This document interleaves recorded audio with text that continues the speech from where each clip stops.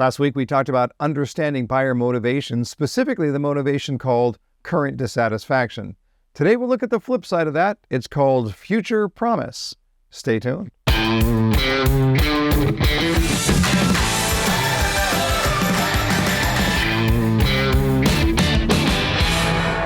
Welcome back, everyone, to another 5-minute sales training. Today, we're looking at the second of the buyer motivations. It's called future promise. Now, don't forget, current dissatisfaction and future promise make up a critical part of the 4-2 formula. If you haven't pre-ordered the upcoming second edition, you can do that right now at shop.jeffshore.com.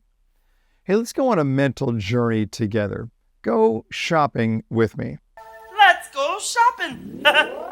I want you to imagine that you're shopping for something that you really enjoy.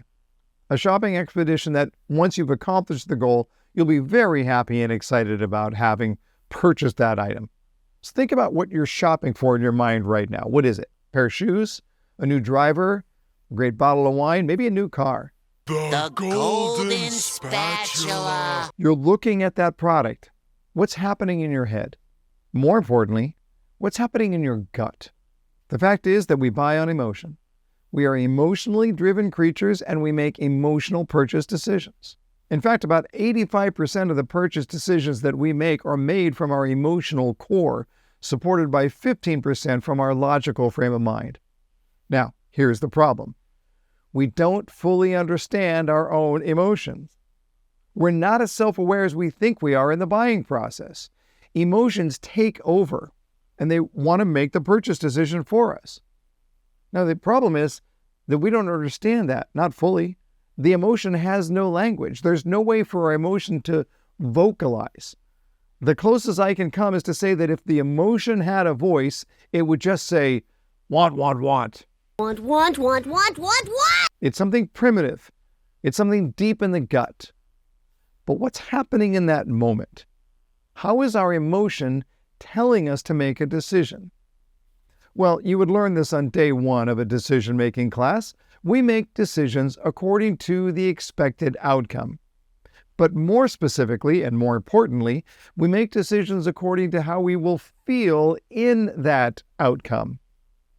This is something that experts refer to as prospective psychology. It's the psychology of the future, or more specifically, how we will feel about the future. All our problems will be solved.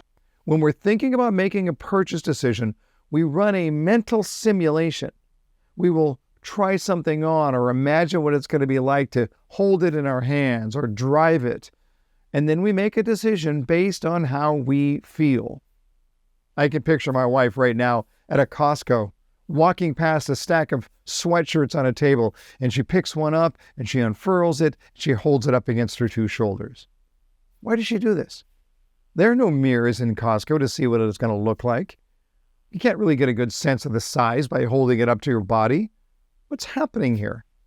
Well, what's happening here is that she's mentally placing herself into her own future.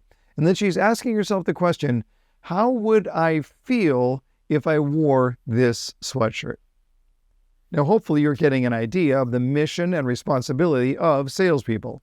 It is to help customers step into their future, to simulate that future, to try that future on for size, and then to ask the question, how will I feel in that moment? The psychologist Daniel Kahneman suggests that we think of our future in terms of anticipated memories. It is the role of great salespeople to bring clarity to those anticipated memories.